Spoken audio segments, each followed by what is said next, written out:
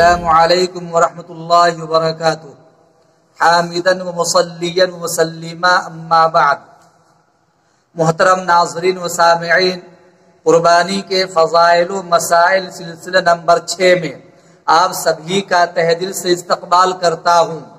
آج میں پھر آپ کی خدمت میں 5 اہم مسئلے لے کر حاضر ہوا ہوں۔ پہلا مسئلہ، قربانی کے جانوروں کی عمریں کتنی ہوں۔ دوسرا مسئلہ، بڑے جانوروں میں کتنے حصے دار شریک ہو سکتے ہیں۔ تیسرا مسئلہ، سبھی شرکا قربانی کی عبادت اور قربانی کی نیت سے ہی حصہ لے۔ چوتھا مسئلہ، حضور کی طرف سے قربانی کرنے کا مسئلہ۔ پانچواں مسئلہ، چند شرکا مل کر ایک کی طرف سے قربانی کرے تو قربانی درست ہے یا نہیں۔ سامعین و ناظرین، قربانی کے جانوروں کی عمریں کیا ہو؟ یاد رکھیے، اگر آپ اونٹ یا اٹنی قربانی کرنا چاہتے ہیں تو پورے 5 سال کا ہونا ضروری ہے۔ ایک دن بھی اگر کم ہے تو اونٹ اور اٹنی کی قربانی جائز نہیں ہوگی۔ اگر آپ گائے، بیل، بھینس، کٹرا وغیرہ ذبح کرنا چاہتے ہیں تو پھر پورے 2 سال کا ہونا ضروری ہے۔ ایک دن بھی اگر کم ہے تو قربانی جائز نہیں ہوگی۔ یاد رکھیے، اونٹ، اٹنی، گائے، بیل، بھینس، کٹرا وغیرہ میں کتنا ہی فربا، تنومند، صحت مند ہو، عمر متعین ہونا، پورے 2 سال اور 5 سال کا ہونا لازم اور ضروری ہے۔ اگر صحت مند ہونے کے باوجود ایک دن بھی کم ہے تو قربانی جائز نہیں ہوگی۔ اسی طریقہ سے قربانی کے جانوروں میں بکرا، بکری، میڈھا، دمبا اور بھیڑ وغیرہ پورے 1 سال کا ہونا ضروری ہے۔ البتہ دمبا اور بھیڑ میں صحت مند اور تنومند ہونے کی وجہ سے پورے سال بھر کا معلوم ہوتا ہو، لیکن 1 سال کا نہ ہو بلکہ 6 ماہ یا اس سے زائد کا ہو تو صحت مند ہونے کی بنیاد پر وہ 1 سال کا معلوم اگر ہو رہا ہے تو اس کی قربانی جائز ہے۔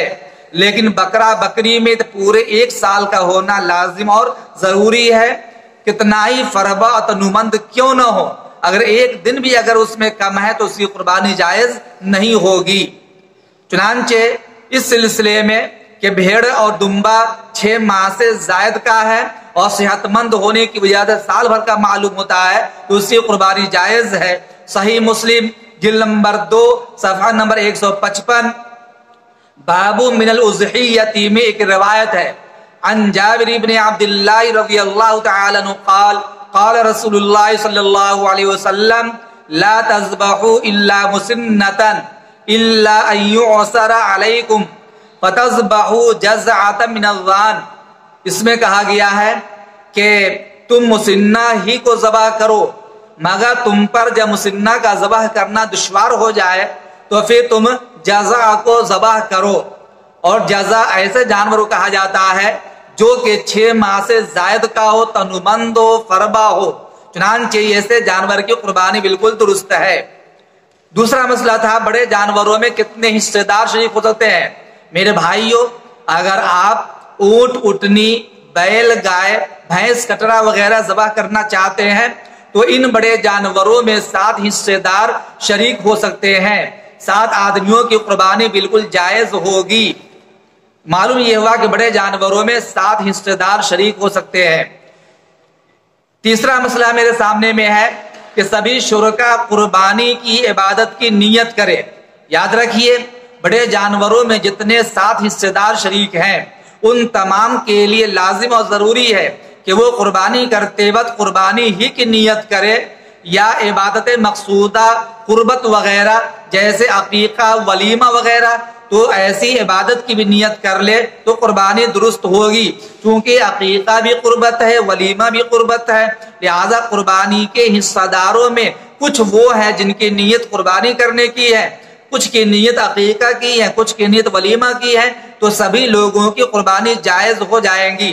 لیکن اگر حصے داروں میں سے کسی ایک نے قربانی کا گوشت بیچنے کے ارادے سے حصہ لیا تو پھر اس کی بدنیتی کی بنیاد پر کسی حصے دار کی قربانی جائز نہیں ہوگی۔